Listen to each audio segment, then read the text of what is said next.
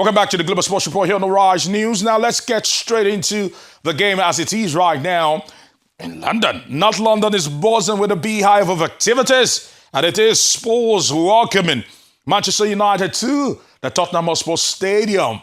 And I can tell you, as it stands right about now, it is in favor of Manchester United. Manchester United getting the solitary goal, and Manchester United seem to be picking up pace and gathering momentum. Maybe Amorim Ball is the thing, and maybe Manchester United are back. They wobbled over the week.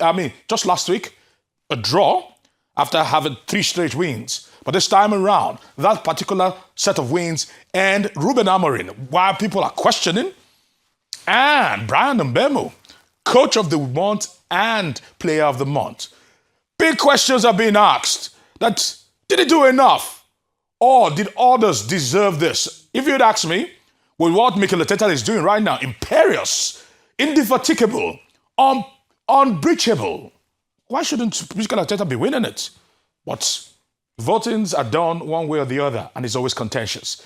And joining us today to actually start some of the breakdown of this and many more discussions in football today, let me cross over to Paris, where we have Arise sports correspondent Ebi Yaman, who is at the Paris Saint-Germain Stadium. Ebi, before we come to the FIFA Best and talk about Paris Saint-Germain and the fact that they might dominate the FIFA Best both for players and coaches, talk to me about Manchester United. Ebi, how is Bryan Mbeumo? Maybe yes, but how is Ruben Amorim winning the Coach of the Month? Yeah, Aaron, thank you very much. We have Manchester United obviously in action, and I think one fan, that's the fan who's been waiting for Man to finally do well, the one with the big hair, will be excited. But they have 3 straight wins, 1 draw. That means for 4 straight games, United have not lost, and they're on the verge of actually getting a victory against Tottenham Hotspur in their own home ground. And this is a different Man we are seeing this season. They're finally getting their rhythm, because at the start of the season they struggled. But I think Amorim is finally getting to get the players synergy together, and we are seeing that out. Mbeumo has been fantastic. He was just declared the Premier League player for the month of October, and he's showing why he was even voted as the Premier League player for October. I think it's fantastic stuff for Manchester United. Hopefully they continue in that stride, because one thing they've been lacking this season and the previous seasons is their lack of consistency. But getting this consistency is what United needs now to justify the money they spent this season and the past seasons, Aaron.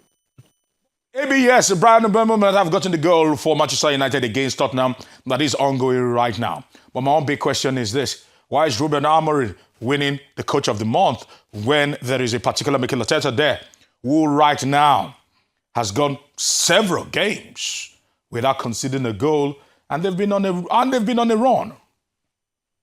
Well, I don't know who voted, how they voted for him, and what maybe it's the excitement of the victory, because for Arteta has gone about 8-9 games without losing, and he's not even conceding goals. And I think that's the crazy part of it, because what he's doing is amazing with this Arsenal team. Arsenal have invested and it's paying off, and hopefully they continue like that. For Amorim, maybe it's the surprise of seeing United get wins back to back and not lose 4 straight games. But like you rightfully said, Arteta obviously deserves to win the Premier League Coach of the Month. But another thing is, how do they win it? The excitement. Is it just the goals, the manner they win it? Maybe people are not just fascinated about the numbers of corners they do or the set pieces. But for Arteta, he's done Arsenal well this season. And with the way it is, with Liverpool not doing well, with Man City also shaking, he may just go all the way, but only time will tell. It's still early. This is just November. For Amorim, Aaron, I think he's finally getting in love of not just his fans, but even the pundits who, time and time again, puts him on the hot seat. All right, Ebi, you mentioned Manchester City not entirely waxing strong as they usually do, but ahead of his 1,000th match, Pep Guardiola has looked at the numbers and said it is surreal. In his own words, the numbers are insane.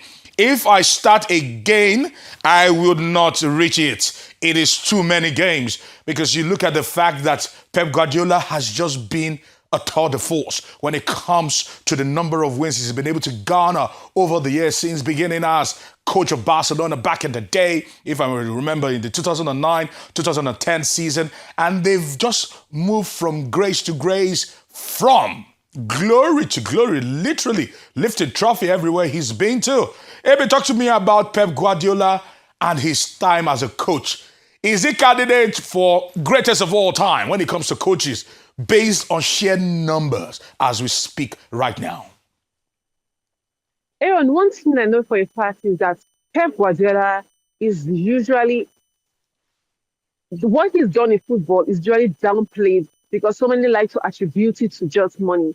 But if you look at what he's done since he started, fact is, Aaron, Pep Guardiola and Eric Ten Hag are about same age.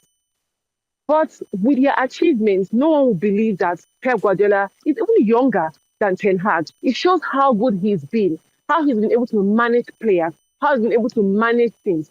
Some may say, oh, he has the money, but you do not expect one of the best coaches in the world, if not the best coach, because so many compare him with Ancelotti and with the mighty Alex Ferguson. But we know that a coach of his caliber, with what he's achieving, can really not go too far low because can they pay his salaries? Can they measure level he's gotten to? 1,000 games, almost 1,000 games for this coach, Aaron. I tell you, what he's doing is crazy, especially looking at the number of years he's just coached for. He's not coached for up to 20 years. He's coached for about, I think, 17 years since 2008. So you know how good this particular man is. I think Manchester City are really seeing the best of him. He's been able to win them some of the trophies they hoped and prayed for. That's the Champions League, a treble. So he's not really praised enough, Aaron. Honestly, he's really not praised enough. RB, you say he's not praised enough. Well, let's talk about some that might be getting the praises this weekend. And let's get into it. Because as it stands right now, like we've spoken, the game is actually on at the Tottenham Hotspur Stadium. Spurs against Manchester United. Right now, Manchester United leading by a first-half goal by Brian Mbeumo. But later on, in the spanking new stadium, talking about Everton, they will be welcoming Fulham, who themselves have been lackluster this season. Okay, West Ham United, the Hammers at the London Stadium will be taking on Burnley today. Let's see if Burnley will be able to ruffle feathers. This is a relegation scrap battle there. Then Sunderland will be taking on Arsenal. Arsenal have an opportunity to stretch their lead, but Sunderland are no pushover, especially at the Stadium of Light. The truth is this, now let me explain something to you. Of course, Granit Xhaka, who has been one of the linchpins for this Sunderland team, will be hoping to ruffle feathers. Remember that Granit Xhaka used to be an Arsenal player. He's an ex-Ghana. And maybe he might just be the one to spoil the party for them. And ending up things in the Premier League today, Chelsea will be going against Wolverhampton Wanderers. Wolverhampton Wanderers, one of the worst teams in the Premier League today. So you look at things, how things will play out. Quite a number of matches today. And let's press it further because for the brevity of time, we have so much to actually go through. You look at how the table actually stands right now. Manchester City, Liverpool will be going against each other. Then Arsenal, first versus fourth, second versus third. That is how things are actually playing out because Arsenal is top of the table, top of the totem pole, 25 points from 10 games. You can actually see there, AFC Bournemouth in fifth will be going against Aston Villa in 11th. Of course, Spurs against Manchester United, 6th against 8th. And we've spoken about the fact that Crystal Palace 9th against 10th. Crystal Palace against Brighton and Hove Albion. All right, 12th against 13th. Brentford against Newcastle will be tomorrow. We've spoken about today, later on this afternoon, it will be 14th against 15th, Everton against Fulham. Then the scrap battle will go down, 16th against 19th. Leeds United against Nottingham Forest, and not forgetting Burnley against West Ham United later on today. So quite a lot is happening. As we actually move on to all the sports right about now, because of time, I look at Formula One, and Formula One excites me a lot because for the first time in a very long time, we'll not be talking about Sebastian Vettel or Max Verstappen or Lewis Hamilton. There is somebody, a new kid on the block. The man, the moment. Talking about Lando Norris, he's looking like he's going to be the one to win a championship this year. One thing is certain, for the constructors title. McLaren will be taking it. So he is actually in pole position. Let's press it even further to actually explain this thing quickly. As you can actually see for the sprints, this is how he actually played out. With Lando Norris, they're picking up the pole there in P1. Then, of course, Piastri, his teammate, in second, and Verstappen in third. So these two are the gentlemen that are ruling the roast. It is their title to lose. He's saying that he will not give up the title without a fight. And he's in the mix. But this is how he actually plays out. Now, as you press it further, you see how it will line up for tomorrow. We've spoken about the sprints, but for tomorrow, this is how it's going to be. Norris in pole, Piastri, Alonso, Stroll, Hodler, Hamilton, Gasly, all right, Bernard, Lawson, and Ocon. So quite a lot is expected in Formula One this time around. A lot is going on as we speak. So Interlagos, we are ready for you. So let's cross back to AB. AB, talk to me. This jostle in Formula One seems to be all done and dusted, according to Rufai. Rufai says there is nothing that would happen that will usurp Norris and Piastri. Do you think so? Because I feel that one man, Max Verstappen, has still got the car to probably shake up this gentleman. Talk to me about that. What I love most about this season is that it's not as predictable as we've had in the past 3-4 seasons. And Verstappen obviously might be able to, in the end, win it. But the fact that Lando Norris, Piastri from one car are doing this magic is beautiful, because I don't like the predictability of the Formula One. And it's so sad that this season, somebody were expecting that Lewis Hamilton moving into Ferrari will bring a difference, but it hasn't really brought any difference at all. We've not seen anything different from what was happening to him last season.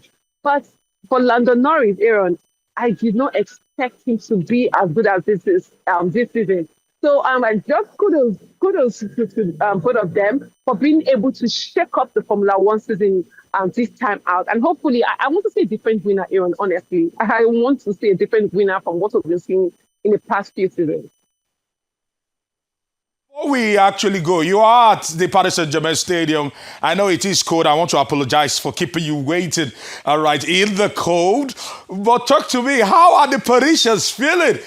They seem to be ruling football right now, because earlier in the show, we spoke about the fact that Kvaratskhelia and the likes are being nominated for FIFA Best for Players, and the coach himself, Luis Enrique, the Spaniard, is in line to become the best coach in the world according to FIFA. Talk to me about how is football feeling in Paris. We were there for the Olympics, not so much buzz, but right now I'm sure they're feeling it in the bones. Well, Aaron, rightfully so, it's really cold out here. But Paris, I was at the Champions League game on Tuesday, and surprisingly, the fans were so loud, not like so many would have thought would have been, call them oil money and all, but it shows that the fans really love this club. And for Luis Enrique, Aaron, for the FIFA the best, I don't think there's any other coach more deserving than he is, because of what he's done with the Paris Saint-Germain. So many other coaches have come in, so many top players had come in before he came in, but he was able to assemble his own squad. A squad that had players like Barcola. Barcola was not a player, so many would have thought would be very good. Yao Neves, Vitinha, he's been able to bring this group of players to be big players. And we saw what they did winning the treble. Sadly, they were not able to get the Club World Cup. But Enrique totally deserves to be the coach of the year.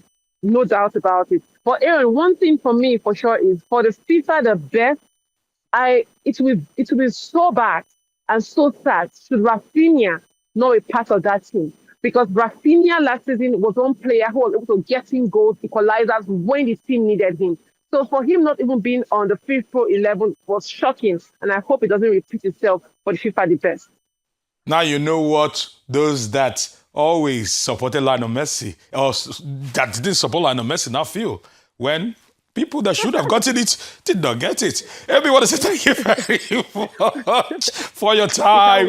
We'll see we catch. Okay, I'll leave it at that. Let's not drag the show into further than it is already. My producers are telling me we're out of time. I want to say thank you very much, Amy Yobo from Paris. All right, giving us an in-swinger there. I want to say thank you very much for stopping by today. All right, that's the much you can actually take today on the Global Sports Report. Thank you for watching and goodbye.